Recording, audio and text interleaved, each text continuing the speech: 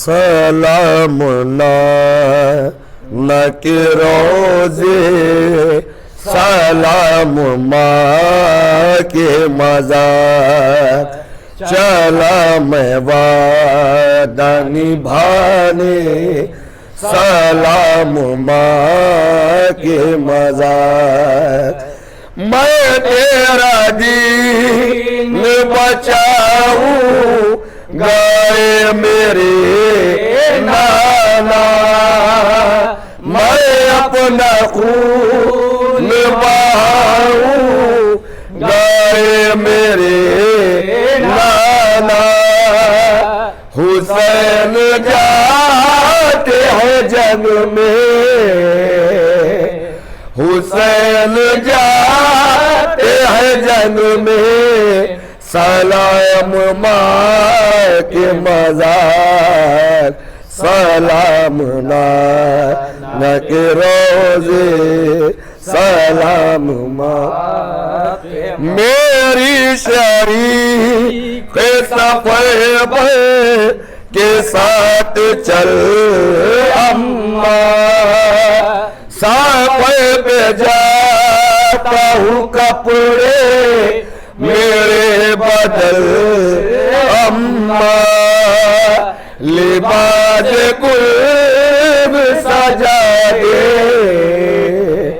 لباس گل سجا دے بدل پہ پھر ایک بار سلام کے روزے سلام ماں کے مزار دعا کرو کوئی پڑھ دے رضا لہو اماں نماز شوق شہادت قضا لہو اماں نہ آئے میرے چمن میں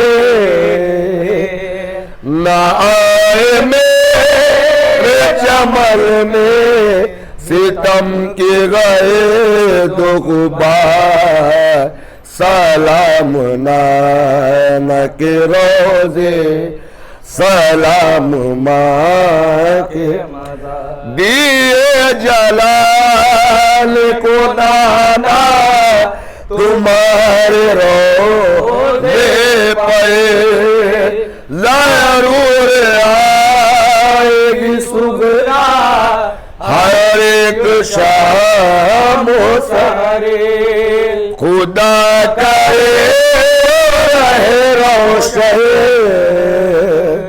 خدا کرے رہے روشن سدا تمہارا مزار سلام کے روزے سلام ماں کے مزار تمہارے جیسا ہے نانا یہ میرا لال اکبر دعا کرے سہ نانا یہ میرا لال اکبر دعا کرو نہ لگے اس کو آسمان کی نظر چھوٹے نہ دور وطن سے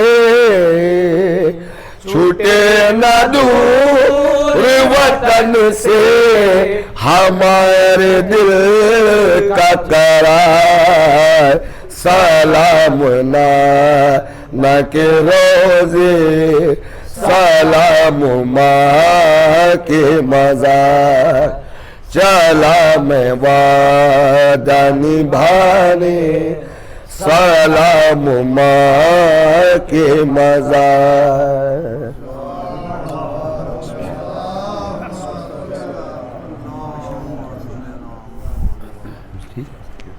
آئی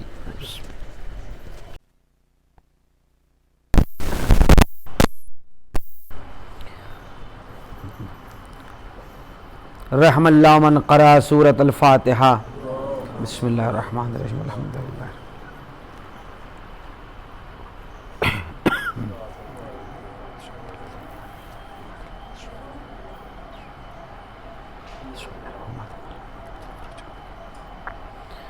اعوذ باللہ من الشیطان الرجیم بسم اللہ الرحمن الرحیم الحمدللہ رب العالمین والصلاة والسلام علی سید الانبیاء والمرسلین سیدنا و مولانا و مقتدانا و بالقاسم محمد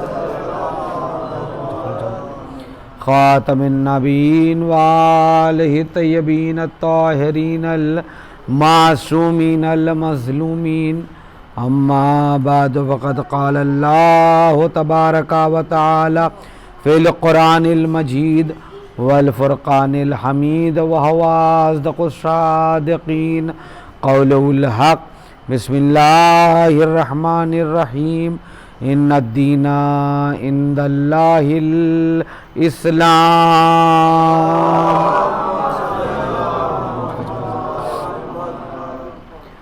محبان اہل بیت اطہار علیہم السلام اور وحدانیت خدا کا اقرار کرنے والے،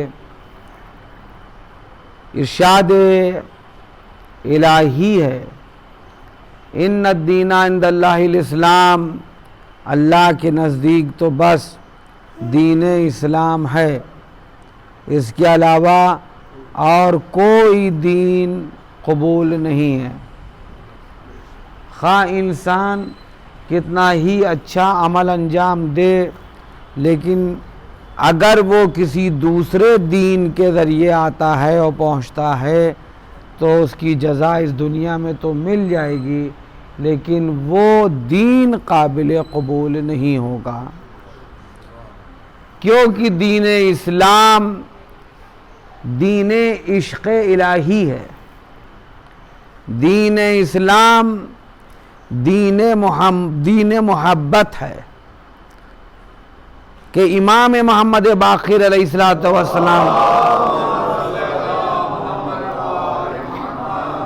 آپ نے ارشاد فرمایا کہ حال الدین الا الحب، کیا محبت کے سوا بھی کوئی دین ہے؟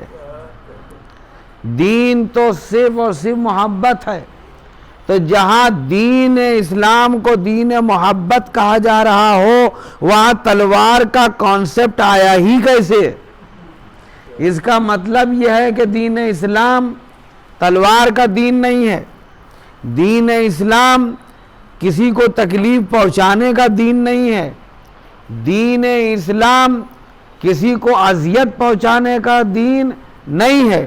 اور جہاں کے اوپر دین کے نام پر اذیت پہنچائی جا رہی ہو، تکلیف پہنچائی جا رہی ہو، گناہ کیے جا رہے ہوں، لوگوں کو ستایا جا رہا ہو، تو اس کا معنی یہ ہے کہ وہ صرف دین اسلام کا نام استعمال کر رہا ہے، دین اسلام نہ اس کا عمل ہے نہ وہ سچا مسلمان ہے۔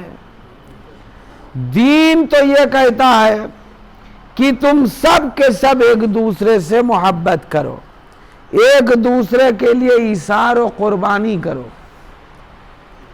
اب دوسروں کو سبقت دو، دوسروں کا احترام کرو، دوسروں کو کھانا کھلاؤ، ضرورت مندوں کی مدد کرو، جس کے پاس لباس نہیں ہے اس کو لباس دو۔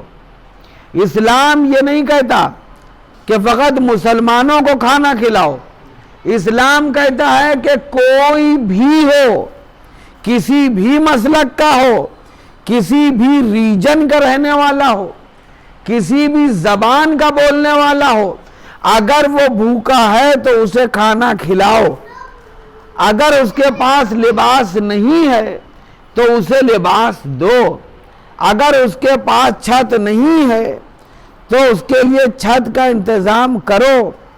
تو دین اسلام جو ہے وہ صرف اور صرف ہمدردی کا دین ہے، دین اطاعت الہی، اور اطاعت الہی کا معنی یہ ہے کہ جو بھی فرمان خدا ہو اس پر عمل کرنا، یعنی اطاعت الہی فرمان خدا پر عمل کرنا ہے، اور اسی اطاعت کا نام نماز ہے۔ اب اگر کوئی انسان اللہ کی اطاعت اس طرح کرتا ہے کہ اس کا ہر عمل کو دل سے اپناتا ہے اور اس کے ہر حکم کو دل سے اپناتا ہے اور عملی شکل میں پیش کرتا ہے، تو اس کا مطلب ہے کہ وہ حالت نماز میں ہے۔ ہمارے ائمہ خود نماز تھے، ہمارے ائمہ ذکر خدا تھے، تو کیا ہر وقت وہ سجدے میں رہتے تھے؟ امیر المومنین علی ابن ابی طالب علیہ السلام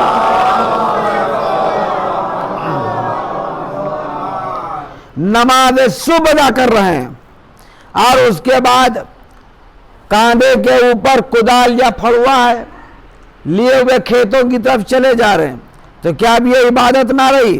نہیں، عبادت ہے یہ۔ کیوں؟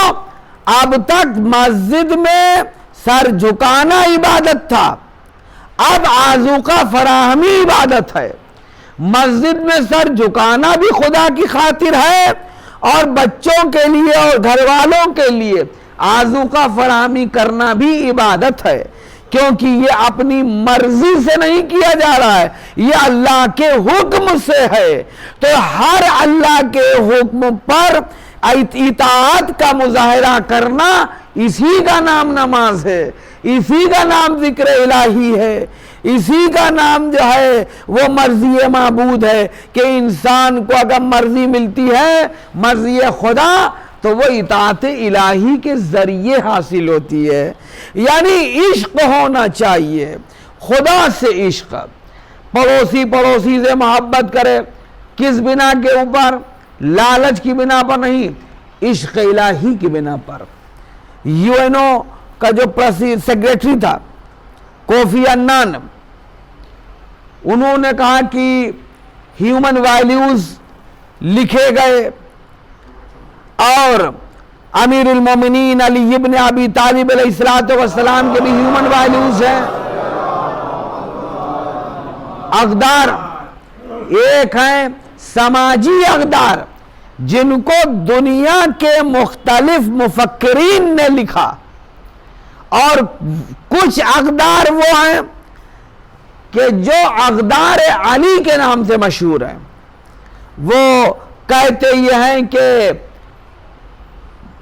ہر حاکم کو چاہیے کہ وہ علی کے اقدار کو پڑھے اور اپنے آفس میں اقدار علی کو سامنے رکھے۔ کیوں؟ کہ علی کے جو اقدار ہیں وہ ایفیکٹو ہے۔ اب یہاں پر ایک دوسرا ناقل ہے کہ جو کہہ رہا ہے کہ علی کے اقدار جو ہیں ایفیکٹو ہے، جو سوشل اقدار ہیں، سماجی اقدار ہیں، یعنی سماجی ویلیوز، سوشل ویلیوز، اور ایک علی کے ویلیوز آف امیر المومنین علی ابن ابی طالب۔ کہا کہ بعض ایسے اقدار ہیں کہ جو سوشل ویلیوز سے ملتے ہوئے ہیں، جو علی کے اقدار ہیں، لیکن اس کے باوجود بھی علی کے اقدار میں کشش پائی جاتی ہے۔ کہا کہ وہ کشش کیوں ہے، وہ ڈیفرنس کیوں ہے؟ کہا وہ ڈیفرنس اس بنا کے اوپر ہے کہ علی کے اقدار عشق علی، عشق خدا سے سرشار ہے، یعنی کہ علی کے اقدار میں صرف اور صرف عشق ہے، عشق خدا ہے، اس لیے ان کے اقدار میں کشش پائی جاتی ہے۔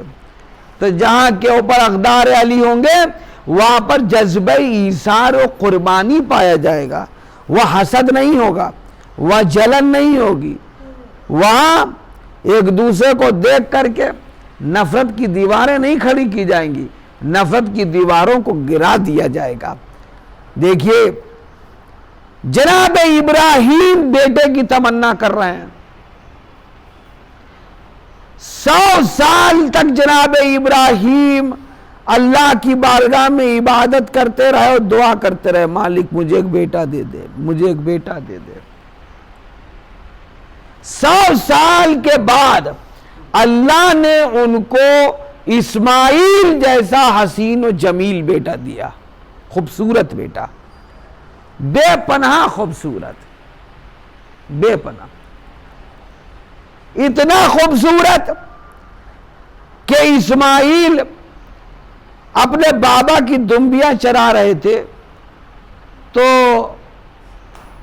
ایک راہب تھا جس کا نام تھا ماریا، وہ اپنے دہر سے نکلتا تھا اور دریا عبور کر کے دوسری طرف جاتا تھا اور وہاں جا کر عبادت کرتا تھا۔ اس نے ایک دن دیکھا کہ ایک بچہ خوبصورت سا بیٹھا ہوا ہے، بڑا حسین و جمیل ہے، اس کی جو دمبیاں وہ بھی بڑی خوبصورت ہیں۔ تو اس ماریا نے پوچھا کہ یہ دمبیاں کس کی ہیں اور تم کس کے بیٹے ہو؟ تو انہوں نے کہا میرا نام اسماعیل ہے اور یہ دمبیاں میرے بابا ابراہیم کی ہیں۔ تو اس وقت ماریا نے دعا کی پروردگارا ہم تیرے اطاعت گزار بندے ہیں، اگر میری اطاعت تجھے پسند ہے تو مجھے ابراہیم کی زیارت کرا دے۔ اتنا خوبصورت بیٹا ابراہیم کا، میں اس کے باپ کو تو دیکھوں کہ جس کے جانور بھی خوبصورت ہیں بیٹا بھی خوبصورت ہے۔ 3 سال گزر گئے، اس کا ذکر جناب اسماعیل نے اپنے بابا سے کیا تھا۔ 3 سال کے بعد جناب ابراہیم کو یہ ہوا کہ چلو چل کر کے ماریا سے ملے۔ اسماعیل سے کہا کہ بیٹا کہاں ہے؟ کہا یہ بابا چلیے۔ ایک غار میں پہنچے، دیکھا کہ وہ عبادت کر رہا ہے اور سامنے جو خدا کی قائم کی ہوئی فضا ہے وہ خوشنما، بہترین ہری گھاس، بہترین پلانٹس لگے ہوئے، بہترین پھول، بڑا خوشنما منظر۔ جناب ابراہیم دیکھ کر کے بہت خوش ہوئے، اپنا تعارف نہ کرایا اور پھر ماریا سے گفتگو کے دوران کہا کہ بھائی تم میرے لیے ایک دعا کر دو کہ اللہ ہمیں بھی ایک ایسا مقام دے دے، اس جگہ ایسی جگہ پر میں بھی رہوں۔ تو ماریا نے کہا کہ نہیں میں آپ کے لیے دعا نہ کروں گا۔ کہا کیوں؟ کہا اس لیے کہ 3 سال مجھے ہو گئے اور میں یہاں عبادت کر رہا ہوں اور میری صرف ایک ہی دعا تھی کہ پروردگارا تو مجھے ابراہیم سے ملاقات کرا دے، ابراہیم سے میری ملاقات کرا دے، مجھے ملوا دے۔ آج تک مجھے ابراہیم نہ ملے۔ بس جیسے ہی یہ سنا جناب ابراہیم نے فرمایا بھائی میں ہی ابراہیم ہوں اور یہ میرا بیٹا اسماعیل ہے۔ اب ماریا نے جناب ابراہیم کو گلے سے لگا لیا اور پھر ماریا نے کہا کہ اب آپ دعا کیجئے، ہم آمین کہتے ہیں۔ شاید وہیں سے یہ رسم چلی کہ ایک انسان دعا کرتا ہے اور سب مل کر کے آمین کہتے ہیں۔ بس یہاں کے اوپر ہم بھی ایک دعا کریں کہ پروردگارا ہر خیر کی منزل میں ہمیں سبقت لے جانے والا قرار دینا۔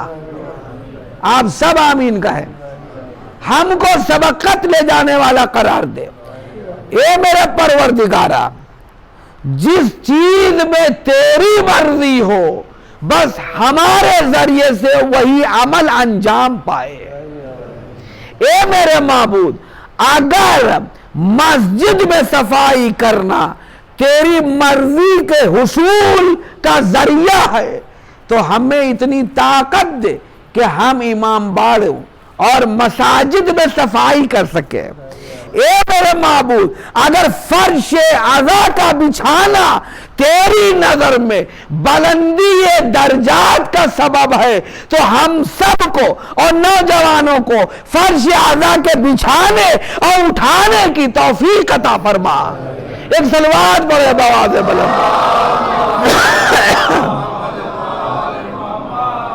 اور فرمایا آپ نے یہ فرش عزا جیسا میں نے کل عرض کیا تھا کہ معمولی نہیں ہے، لہذا وقت سے پہلے آنے کی کوشش کیجئے، سبقت لے جانے کی کوشش کیجئے کہ اس فرش عزا کو ہم بچھائیں، اس فرش عزا کو ہم اٹھائیں، کیونکہ پھر یہ موقع پتہ نہیں زندگی ہم کو دے بھی کہ نہ دے. جیسے رسول کریم نے فرمایا اگر اذان کی فضیلت تم کو معلوم ہو جائے تو اذان دینے کے لیے لوگ ایک دوسرے کو قتل کر دے. آپ نے فرمایا کہ اگر نمک کے فوائد تمہیں معلوم ہو جائیں تو انسان مٹھی بھر بھر کے نمک کھانے لگے. اسی طریقے سے اگر فرش اعضاء کی فضیلت اور اس پر ملنے والی جزا کا ہمیں علم ہو جائے تو ہر انسان جو ہے وہ فرش اعضاء کو بچھانے اور اٹھانے کے لیے سبقت کرنے لگے. لہذا ہم سب کی کوشش ہونا چاہیے ہے کہ جو ہمارے پاس یہ موقع ہے جو زندگی نے دیا ہے اس کا ہم صحیح استعمال کریں اور وقت سے پہلے آئیں. یہ وقت ضائع نہیں ہے، اس کی بہت بڑی قیمت ملنے والی ہے، لیکن دل میں یہ نہ رہے کہ ہم کو قیمت ملے. اس لیے کہ حسین ابن علی نے جب قربانی دی تو یہ تصور میں نہیں تھا کہ مجھے مالک اس قربانی کی تو جزا کیا دے گا. حسین اتنے مخلص تھے دین اسلام کو بچانے کے لیے جو دین ہم تک آیا ہے. جب میرا آقا اتنا مخلص ہے تو ہم سب کو بھی اپنے آقا حسین کا مخلص ہونا چاہیے. ہم سب کو مخلص ہونا چاہیے. بہرحال تو جناب ماریا آمین کہتے تھے اور جناب ابراہیم دعا کر رہے تھے. ذرا سوچئے اتنا خوبصورت بچہ ہے اسماعیل کہ جس کو دیکھ کر کے ماریا نے ابراہیم سے ملاقات کی دعا مانگی. اور یہ بچہ کب ملا؟ 100 سال کی عبادتوں کے بعد. اور پھر یہی پہ معاملہ نہیں رکا. اب جناب ابراہیم کو کتنی محبت ہوگی اس اسماعیل سے. جب غیر دیکھ کر کے ان کے دلوں میں محبت پیدا ہو رہی ہے تو اس باپ نے کہ جس نے عبادتوں کے صلے میں اسماعیل کو حاصل کیا ہے کتنی محبت ہوگی. روایت کہتی ہے کہ ابراہیم کو جو محبت تھی وہ تو تھی ہی، اللہ نے ابراہیم کے دل میں اسماعیل کی محبت کو مزید بڑھا دیا. خدا کی قسم اس بات کو سمجھ گئے آپ تو سمجھ لیں گے کہ جناب ابراہیم کی قربانی کیسی تھی. محبت کو بڑھا دیا. اسلام نے کیا کہا ہے؟ وہ چیز راہ خدا میں دو جو تمہیں سب سے زیادہ پسند ہے. اب اسماعیل کی محبت ابراہیم کے قلب میں خدا نے ودیعت کر دی اور بڑی محنت سے عبادت کے صلے میں اسماعیل ملے. اب خواب دیکھ رہے ہیں ابراہیم کہ اے ابراہیم اسماعیل کو میری راہ میں قربان کر دو، میری راہ میں قربان کر دو. سوچیے ہم میں سے کتنے لوگ ہوں گے کہ جو اس کام کو کرنے کے لیے آمادہ ہو جائیں گے. اگر ہمارے پاس ایک شیروانی ہو جو میرے پسند کی ہو اور کوئی صاحب کہیں کہ یہ شیروانی آپ دے دیجئے تو 10 مرتبہ سوچتا رہوں گا اچھا یہ دے دوں گا وہ دے دوں گا اچھا ایک اور کوئی لا کے دے دوں گا. وہاں یہ کہ نہیں، جو سب سے زیادہ پسندیدہ چیز ہے اور اسماعیل کی محبت سب سے زیادہ ابراہیم کے دل میں. خواب دیکھ رہے ہیں کہ اسماعیل کو قربان کر دو میری راہ میں. 3 دن تک خواب دیکھتے رہے. ایک مرتبہ اپنی زوجہ سے کہا کہ اسماعیل کو تیار کر دو، ہم اپنے دوست سے ملنے جا رہے ہیں. اور جب جناب اسماعیل کو تیار کر دیا، ماں نے آنکھوں میں کاجل لگایا، نہلایا دھلایا، بھی اسماعیل چھوٹے سے ہیں. پھر کہنے لگے ایک چھری اور ایک رسی بھی دے دو. کہا کہ یہ آپ دوست کے گھر جا رہے ہیں، یہ رسی اور چھری کیا کریں گے؟ کہا ہو سکتا ہے کہ کوئی دمبی وغیرہ لانا ہو. اچھا دے دی۔ ادھر ابراہیم اسماعیل کو لے کر چلے، ادھر ابلیس جناب ہاجرہ کے پاس آیا۔ یہ ہاجرہ کیا جانتی ہیں کہ ابراہیم اسماعیل کو لے کر کہاں گئے ہیں؟ کہاں گئے ہیں؟ کہا اسماعیل کو ذبح کرنے گئے ہیں۔ کہا تو شیطان معلوم دیتا ہے، تو شیطان معلوم دیتا ہے، اور اگر نبی اپنے اولاد کو لے کر کے جا رہا ہے تو یقیناً وہ بارگاہ احدیت سے اسے پیغام ملا ہوگا، اس کی تکمیل کو جا رہے ہوں گے ابراہیم۔ یہ ہے عشق۔ اس نے دیکھا یہاں تو معاملہ بنا نہیں، اسماعیل کے پاس آیا، تھوڑی سی دوری بنی ہوگی۔ یہ اسماعیل، جانتے ہیں آپ کے بابا کہاں جا رہے ہیں؟ کہاں آپ کو ذبح کرنے جا رہے ہیں۔ کہا کیوں؟ کہا اس لیے کہ آپ کے بابا کا کہنا ہے ہم نے خواب دیکھا ہے۔ خواب باطل بھی تو ہو سکتا ہے، کہنا تو ابلیس معلوم دیتا ہے، کہیں نبی کا خواب باطل ہوتا ہے؟ کہیں نبی کا خواب باطل ہوتا ہے؟ ارے جب نبی کا خواب باطل نہیں ہوتا تو پھر نبی حالت بخار میں اس کا ذہن کیسے کمزور ہو سکتا ہے؟ کہا کہ تو ابلیس ہے۔ آپ نے پتھر مارے، جناب ہاجرہ نے بھی پتھر مارے۔ ابراہیم کے پاس آیا، اے ابراہیم یہ خواب کی وجہ سے اپنے بیٹے کو قربان کر دیں گے؟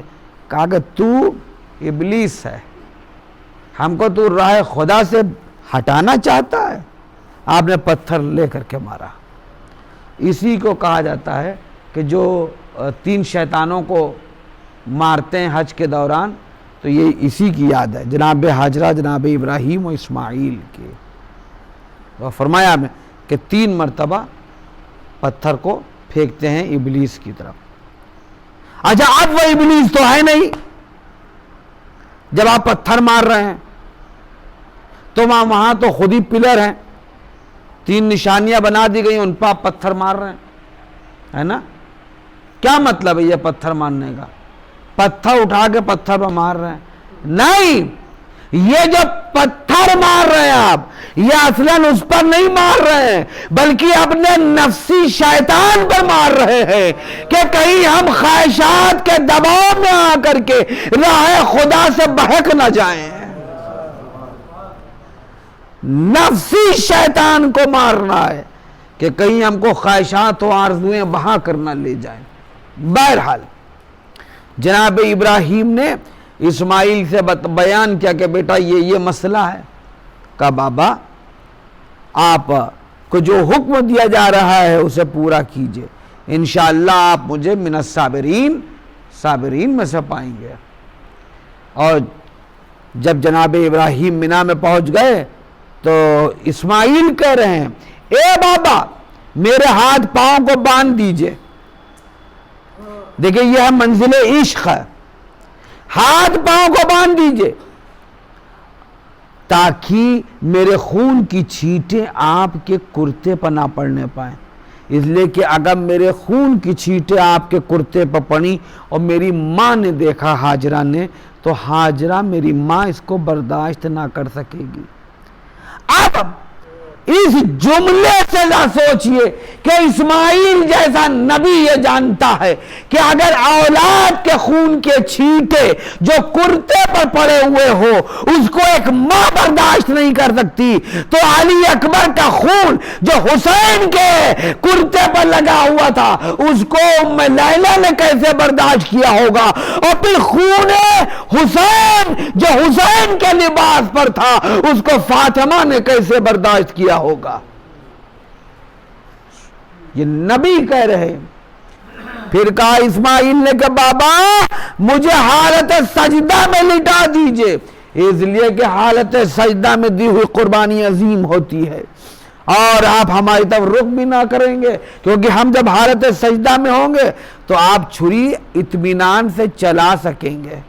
اللہ اکبر، خدا کی قسم سے سوچئے تو، اے بابا آپ ہماری طرف رخ مت کیجیے گا، ہو سکتا ہے کہ برداشت نہ کر سکے۔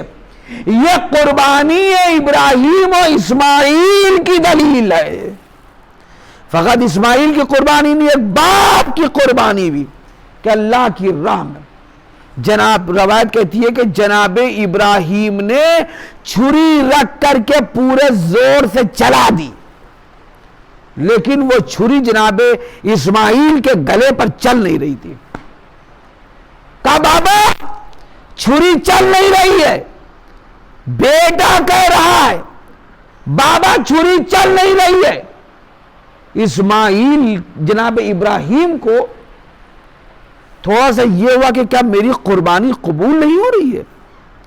جناب اسماعیل اب فرماتے کیا، خدا کی قسم دیکھیے یہ چھوٹا سا بچہ کیا کر رہا ہے، کہا بابا اگر یہ چھری اس طرح نہیں چل رہی ہے تو جس طرح ناکے کو نہر کیا جاتا ہے اس طریقے سے چھری کی نوک میرے حلق میں اتار دیجئے۔ بس جیسا ہی یہ کہا آواز قدرت آئی، یا ابراہیم صدقت الرؤیا، اے ابراہیم تم نے خواب کو سچ کر دکھایا۔ یہ ہے منزل عشق ہے، یعنی نتیجہ کیا ہے؟ نتیجہ یہ ہے کہ خدا قربانی مانگتا ہے، خدا ایثار چاہتا ہے اپنے پیروکاروں سے، خدا اپنے پیروکاروں سے محبت الہی چاہتا ہے کہ تم میں ہماری محبت کتنی ہے۔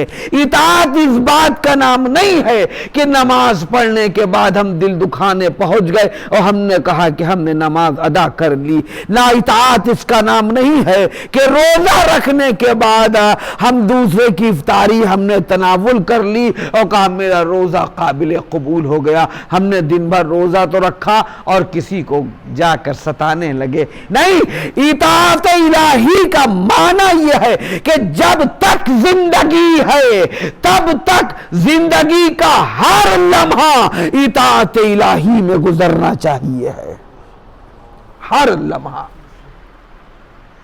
مولا کائنات امیر المومنین علی ابن ابی طالب علیہ السلام ارشاد فرماتے ہیں کہ اگر خدا نے گناہ اور معصیت سے نہ بھی روکا ہوتا تو بھی انسان کا فرض تھا کہ وہ خدا کی معصیت نہ کرے، وہ خدا کا کے سامنے گناہ نہ کرے، یعنی گناہ نہ ہونے پائے، چاہے تنہائی ہو چاہے ظاہر بظاہر ہو۔ مولا کائنات ہی نے ارشاد فرمایا تنہائیوں میں بھی گناہ نہ کرنا، اس لیے کہ جو روز جزا مسجد قضاوت کا حاکم ہے وہی تمہارے عمل کا شاہد و گواہ بھی ہے، لہذا تم گناہ مت کرنا۔ امام کیا ارشاد فرما رہے ہیں؟ اگر وہ نہ بھی روکتا تو بھی بندے کا فرض تھا، اس پر واجب تھا کہ وہ اس کی معصیت نہ کرے، وہ گناہ نہ کرے۔ کیوں؟ اس لیے کہ ہمارے پاس جو کچھ ہے وہ سب کچھ خدا کا دیا ہوا ہے، یہ ساری نعمتیں اللہ نے ہمارے لیے پیدا کی اور ہم کو دی ہے، سب من اللہ ہے۔ کون سی چیز ہے جو جس کو ہم نے خلق کیا، جو ہمارے خلقت کا تقاضا ہے؟ سب اللہ کی۔ مان لیجئے کہ ایک مثال میں دے دوں کہ انسان کے جتنے بھی پارٹس آف دا باڈی ہے، جتنے بھی آرگنز ہیں، لنگز، قلب، آنکھیں، کان، زبان، ہے نا، یہ سب کے سب کس کے دیے ہوئے ہیں؟ خدا کے دیے ہوئے ہیں. لَقَدْ خَلَقْنَا الْإِنسَانَ فِي أَحْسَنِ تَقْوِيمٍ. ہم نے انسان کو بڑا خوبصورت بنایا ہے. پورا سسٹم انسان کے جسم میں ہے, پورا سسٹم. بس آخری بات تو سنیے گا. اسپینسر انگلینڈ کا ایک مفکر گزرا ہے اور اس نے اس کے اوپر بڑی اچھی گفتگو کی ہے.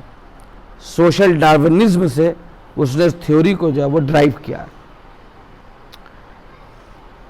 وہ یہ کہتا ہے کہ جس طریقے سے جسم کے تمام آرگنز ایک دوسرے سے جڑے ہوئے ہیں, ایک دوسرے سے انٹر ریلیٹڈ ہے, سب اپنا اپنا کام کرتے ہوئے دوسرے کو سپورٹ کر رہے ہیں. دل اپنا کام کر رہا ہے, لنگز اپنے کام کر رہے ہیں, ہاتھ اپنے کام کر رہے ہیں, آنکھیں اپنا کام کر رہی ہیں, پیر اپنا کام کر رہے ہیں. لیکن فقط یہ اپنا ہی کام نہیں کر رہے بلکہ اپنا کام بھی کر رہے ہیں اور دوسرے پارٹس آف دا باڈی کو سپورٹ بھی کر رہے ہیں. اب قلب کا کام فقط دھڑکنا نہیں ہے, قلب دھڑک بھی رہا ہے اور بلڈ کو پوری باڈی میں سرکولیٹ بھی کر رہا ہے. دو کام کر رہا ہے. اسی طریقے سے لنگس, اب اس کی ظاہری مثال دیکھ لیجئے. آنکھ کا کام ہے دیکھنا, پیروں کا کام ہے چلنا.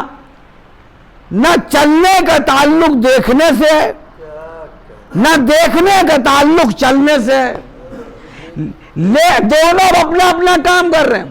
اب دیکھیں سپورٹ کیسے کر رہے ہیں. اگر کسی انسان کی آنکھیں نہ ہو تو کیا نابینا بینا کی طرح چل سکتا ہے؟ نابینا بینا کی طرح نہیں چل پائے گا. پیر ہے مگر چل نہیں پا رہا ہے, لڑکھڑا رہا ہے. کیوں؟ اس لیے کہ آنکھ کا سپورٹ ختم ہو گیا. اس کا مطلب یہ آنکھیں فقط دکھا ہی نہیں رہی ہیں راستہ بلکہ پاؤں کو سب سپورٹ بھی کر رہی ہے, پاؤں کو سپورٹ بھی کر رہی ہے. تو پورا جسم جو ہے, جتنے بھی جسم کے آرگنز ہیں سب ایک دوسرے سے انٹر ریلیٹڈ ہے اور انٹر ریلیٹڈ ہو کر کے ہی یہ ایک جسم کو تشکیل دیتے ہیں, ایک جسم کو, ایک وحدت کو قائم کرتے ہیں. اسی طریقے سے پوری کائنات میں ایک وحدت قائم ہے, پورا سسٹم ہے, ہر چیز جب وہ اپنا الگ الگ فنکشن کر رہی ہے لیکن سب ایک دوسرے سے انٹر ریلیٹڈ ہیں. بس اسلام کا تصور یہی تو ہے کہ تم ہر کوئی اپنے اپنے بزنس کرتے رہو, اپنے اپنے قوم و قبیلوں میں بٹے رہو, لیکن تمہارا اپنے اپنے قبیلوں میں بٹ کر رہنا یہ کافی نہیں ہے. الگ الگ قبیلوں تمہاری پہچان کا سبب ہے لیکن تم لوگ اسی طریقے سے ایک دوسرے سے جڑے رہو جس طریقے سے جسم کے تمام اعضاء ایک دوسرے سے جڑے ہوئے ہیں. تو اعضاء جڑ کر کے ایک مضبوط جسم تشکیل دیتے ہیں. اسی طریقے سے سارے کے سارے مسلمان ایک دوسرے سے آپس میں جڑ کر کے طاقت توحید کا مظاہرہ کرتے ہیں. ایک صلوات پڑھیے گا بآواز بلند.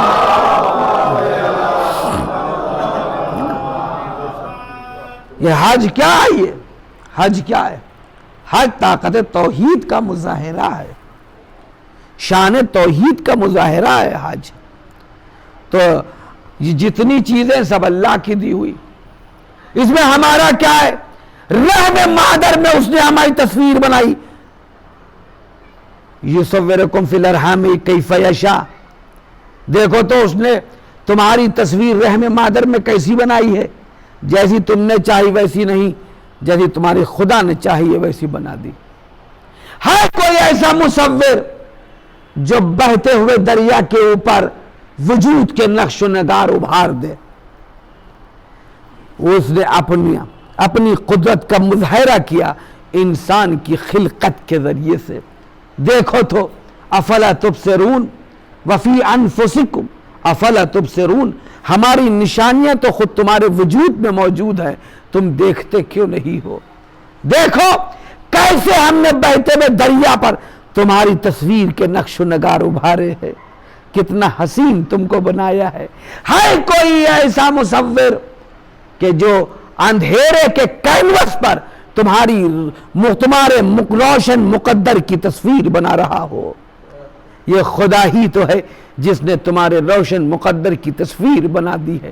جب سب کچھ اس کا ہے، ہمارا تو کچھ بھی نہیں ہے، تو کیا معنی ہونا چاہیے، کیا مقصد ہونا چاہیے؟ ہماری پراپرٹی نہیں ہے۔ اب اگر ہم جب آنکھ اس کی دی ہوئی ہے تو یہ آنکھ وہی دیکھے جس کو دیکھنا اس کو پسند ہے۔ یہ ہاتھ ہمارے نہیں ہے، یہ ہاتھ اس کی دی ہوئی پراپرٹی ہے۔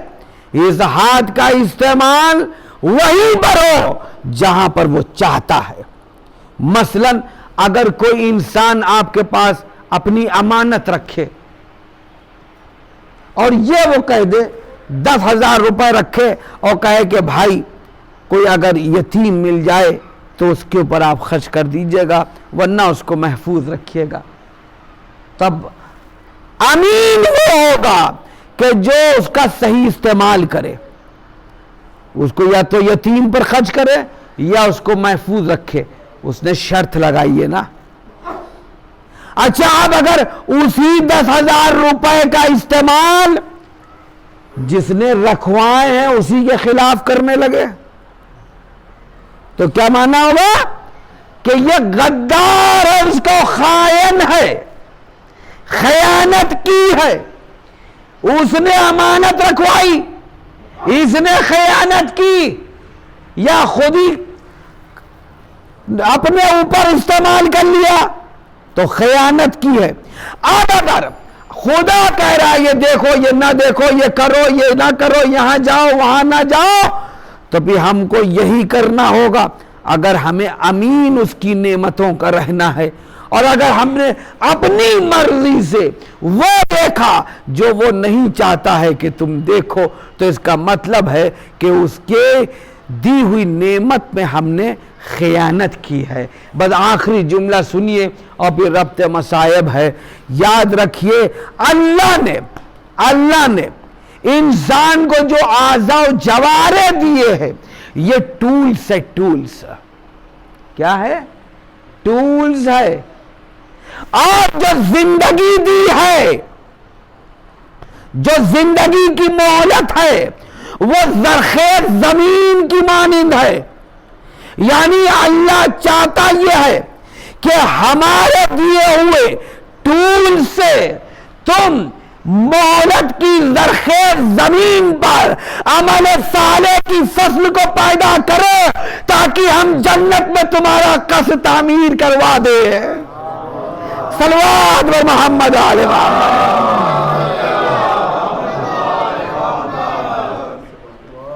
غور فرمایا آپ نے۔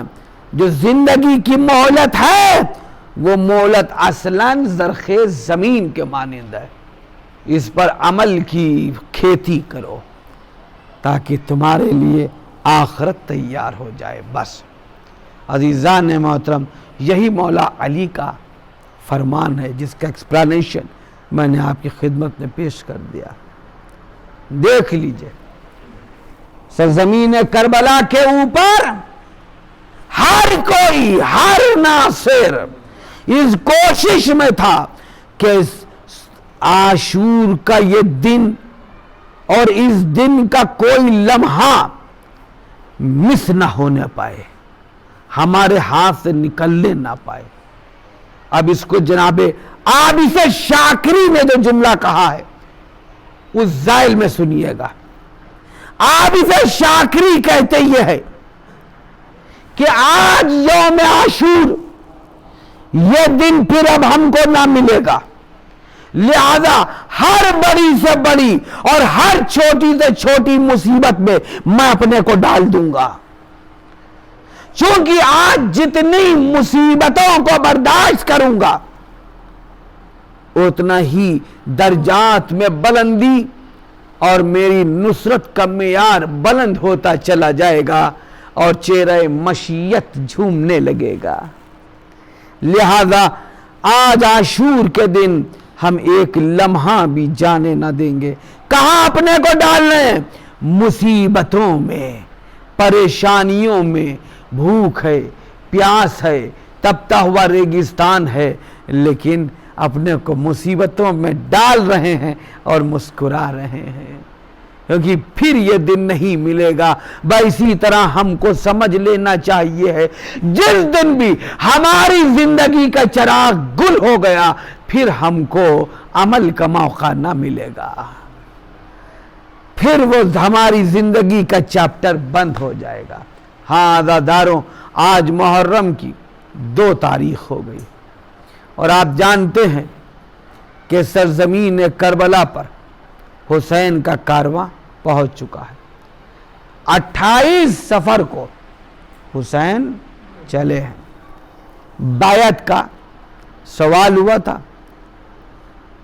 ولید نے بلایا حسین کو، حسین یہ کہتے ہوئے نکلے کہ مجھ جیسا تجھ جیسے کی بیعت ہرگز نہ کرے گا، اور پھر سیدھے قبر رسول پر آ گئے۔ روایت کہتی ہے کہ پوری رات حسین قبر رسول سے لپٹے ہوئے روتے رہے اور کہتے تھے نانا آپ کی امت ہم کو آپ کا مزار چھوڑنے کے لیے مجبور کر رہی ہے۔ مالک کائنات کی طرف سر بلند کیا اور فرمایا کہ اے میرے معبود تو جانتا ہے کہ تیرا حبیب میرا نانا ہے اور یہ حسین تیرے حبیب کا نواسا ہے۔ اے میرے مالک میرے لیے اس امر کو معین فرما جس سے تیری رضا حاصل ہو اور جس میں خوشنود یہ رسول ہو۔ دعا دیکھیے کیا عظیم دعا ہے۔ حسین پر روتے رہے قبر رسول سے لپٹے ہوئے یہاں تک کہ صبح ہو گئی، فجر کا وقت آ گیا۔ اس اثنا میں حسین کی آنکھ لگ گئی۔ حسین نے کیا دیکھا کہ رسول کریم تشریف لائے ہیں اور دونوں ہاتھوں کو پھیلائے ہوئے ہیں اور کہتے میرے حسین ارے تمہاری ماں ہمارے پاس آ گئی، اے حسین تمہارا بابا میرے پاس ہے، اے حسین تمہارا بھائی حسن میرے پاس ہے، ہم سب کے سب تمہارے انتظار میں ہیں میرے لال۔ اے میرے لال حسین، اللہ نے تمہارے درجے کو بہت بلند کیا ہے، جو تمہاری شہادت کے ذریعے تمہیں حاصل ہونے والا ہے۔ اے میرے حسین جلد ہمارے پاس آ جا تاکہ ہم سب ایک ساتھ مشہور ہو، یعنی پنجتن پاک ایک ساتھ مشہور ہو۔ ہاں داداروں، بس حسین کی آنکھ کھل گئی، حسین رونے لگے، کیونکہ بزرگان بنی ہاشم بھی وہاں موجود تھے۔ حسین رات بھر سے قبر رسول پر تھے۔ جب حسین نے اپنا خواب بیان کیا ہے تو ایک شور گریہ بلند ہو گیا تھا۔ روایت کہتی ہے کہ بنی ہاشم سے ایسے گریے کی آوازیں تو کبھی آئی ہی نہیں تھی جیسی شور گریہ کی آواز قبر رسول پر بیٹھ کر کے جو حسین نے خواب بیان کرنے پر بلند ہوئی ہیں۔ ہاں پھر وہاں سے اٹھے۔ اب یہاں پر علامہ طالب جوہری ارشاد فرماتے ہیں کہ امام حسین نانا کی قبر سے اٹھے تو پیروں کو جماتے ہوئے جنت البقیع کی طرف بڑھے اور اپنے بھائی حسن کی قبر سے جا کر لپٹ گئے۔ کہا بھیا وہ وقت آ گیا کہ جب سکینہ کے تماچے لگائے جائیں گے، جب میرا علی اصغر مارا جائے گا۔ اے بھیا حسن، اب علی اکبر کا لاشا ہوگا، تمہارا بوڑھا بھائی اپنے جوان کا لاشا اٹھائے گا۔ اے بھیا حسن، اب حسین جا رہا ہے، حسین کافی دیر تک قبر حسن کے اوپر روتے رہے اور پھر اٹھے۔ ایک مرتبہ اب یہاں بطفی طالب جوہری کہتے ہیں کہ حسین رسول کی قبر سے اٹھ کر کے حسن کی قبر تک آئے تھے، لیکن امام حسن کی قبر سے حسین اٹھے نہیں بلکہ بچوں کی طرح گھٹنیاں چلنے لگے ہیں اور اپنی ماں کے قبر کے پاس پہنچ گئے۔ اے اماں، بندے کفن ٹوٹے تھے، معلوم ہے حسین کربلا جا رہا ہے، اے اماں حسین کو تنہا نہ چھوڑنا۔ جب شب عاشور جناب زینب نے کہا بھیا ارے میں دیکھ رہی ہوں کہ ایک بی بی ہے جو پشت خیمہ پر آ کر کے روتی ہے، اس طرح روتی ہے گویا کہ اس کا جوان بیٹا مر گیا ہو۔ حسین کہتے ہیں کہ بہن اب جب گریے کی آواز آئے تو ہم کو بلا لینا۔ جیسی آواز بلند ہوئی شہزادی نے فضہ سے کہا بھیا کو بلاؤ۔ حسین تشریف لائے، سر کو جھکائے کھڑے ہوئے ہیں، سامنے آپ کی بہن کھڑی ہے، حسین کا سر جھکا ہوا، زینب کی نگاہیں حسین کے چہرے پر ہے، کیا دیکھتی ہیں؟ حسین کی آنکھوں سے آنسو ٹپک رہے ہیں، حسین رونے لگے۔ شہزادی نے کہا کہ بھیا یہ رو کیوں رہے ہیں؟ ایک مرتبہ آنکھوں میں آنسو لیے ہوئے حسین نے سر کو بلند کیا اور کہا بہن ارے پہچانا نہیں، ارے میری ماں فاطمہ اس کربلا کے دشت میں آ گئی، یہ کوئی اور نہیں، میری ماں فاطمہ ہے۔ آج ہی کا دن وہ ہے کہ جب حسین نے فرات کے کنارے خیمے لگائے تھے، جب لوگوں نے بتایا کہ اس کا نام ایک کرب و بلا بھی ہے، لیکن جیسے ہی خیمے لگائے گئے ہیں ادھر سے حکم آیا کہ فوراً خیمے ہٹا دیے جائیں، ان کو پانی کے قریب نہ رکھا جائے، یعنی پری پلان تھا مسئلہ کہ حسین پر پانی بند کیا جائے گا۔ ہاں لیکن جب حسین پہنچے ہیں زمین کربلا پر تو حسین نے سب سے پہلا ایک کام کیا ہے۔ بس مجلس تمام ہو گئی، ایک مرتبہ حسین نے قبیلے بنی اسد کو بلایا اور پوچھا کہ یہ زمین کس کی ہے؟ حسین نے اس زمین کا سودا کیا، خریدی زمین، اور اس کے بعد قبیلے بنی اسد سے کہا کہ دیکھو تم لوگ کل جب آنا تو سب کو لے کر کے آنا، بچوں کو بھی لانا، عورتوں کو بھی لانا، اور سب کے سب مرد بھی آنا۔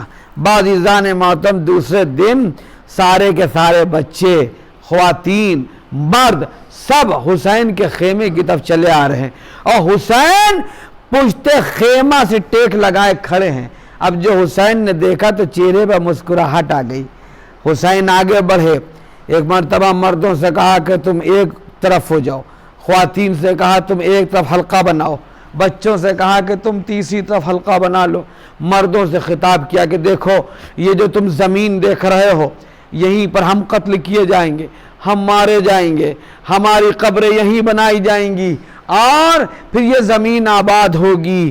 دیکھو جو کوئی مہمان آئے اسے 3 دن تک اپنے یہاں اس کی ضیافت کا اہتمام کرنا، وہ میرا زائر ہوگا، وہ میرے زائر کی توہین نہ ہونے پائے، میرے زائر کا خیال رکھنا، میرے زائر کی خدمت کرنا، یہ تم سے حسین کی وصیت ہے۔ اور پھر کہا کہ دیکھو جب ہم قتل کر دیے جائیں تو تم لوگ آنا اور ہمارے لاشوں کو دفن کر دینا۔ اور اس کے بعد پھر خواتین کی طرف مخاطب ہوئے اور فرماتے ہیں کہ دیکھو اگر ان کو خوف ہو، اگر ان کو ڈر ہو تو تم لوگ ان کو غیرت دلانا کہ جاؤ، ارے فرزند فاطمہ کا لاشوں پڑا ہے، ارے حسین کے بیٹوں کے لاشیں زمین کربلا پر بے گورے کفن پڑے ہوئے ہیں، تم لوگ گھروں میں بیٹھے ہوئے ہو، ارے ان کو غیرت دلا کر کے بھیجنا۔ اور اس کے بعد پھر روایت کہتی ہے کہ حسین زمین کربلا پر بیٹھ گئے، دو زانو، دونوں ہاتھوں کو پھیلایا، تمام بچوں کی طرف اشارہ کیا کہ آؤ میرے بچوں میرے قریب آ جاؤ. سارے بچے دوڑتے ہوئے گئے. حسین نے سب کو گلے سے لگا لیا. کہا اے بچوں اگر یہ لوگ نہ آئے تو تم لوگ کھیلتے ہوئے آنا. ایک ایک مدخار ہمارے لاشوں پر ڈال دینا. حسین تمہارا شکر گزار ہوگا. حسین تمہارے والدین کا شکر گزار ہوگا. علی لعنت اللہ علی القوم الظالمین. سیعلم الذین ظلموا ای منقلب ینقلبون. ماتم حسین یا حسین